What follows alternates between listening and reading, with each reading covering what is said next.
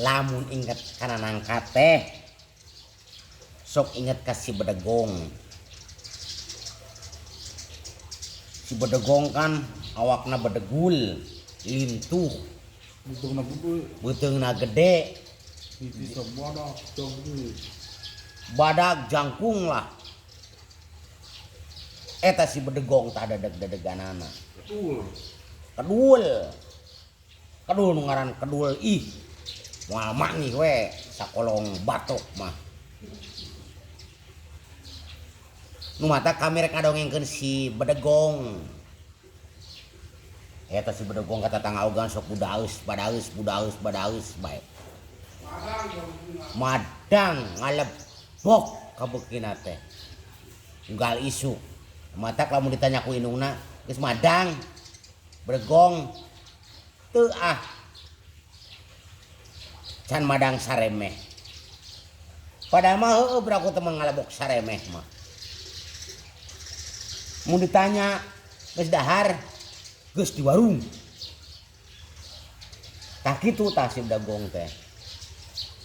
Hiji waktu ti heuleutna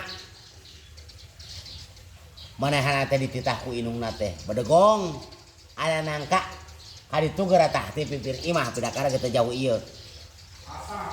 Asak geus asak ala geura. Ngan nemana teh. Nya ala nangka kaditu asak geus kaboro-buru. Ke tar sok. Ke tar sok kitu jeung kitu si bedegong teh. Ye, geura ala itu nangka bisi kaboro ku cocodot. Ngan kutuyuk bae si bedegong teh.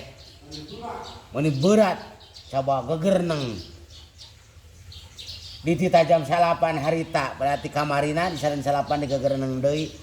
Jam 5 di alana burit kitu ge bari kaleked mumul kedul an tarekel ku taraja acan ditanggeuhkeun tarajana kana tangkana tarekel naik ka luhur kira ku kahandap mah indungna masak di dapur an mah teh naik ka luhur darada luhur. Si nangkana teh gede cenah pikiran teh euy. Wae rek di sempog itu ieu. Ngan kakara naik geus naik menaha teh dibetot heueuh. Mun puplak gedut. Blok. Cek indungna teh tah geuning asak bedegong. Cek uing kita tadi asak ke mun ti kamari mah diilik we ku indungna kaditu bari ngomong kieu ye kakarek nyebutkeun eta badag nya eta kalah ieu atah mah padahal manehana nu ngagogolel ngariringkuk di handap kana penangka. Nangkana nama teu beunang tah si bedegong tebi ka kituna.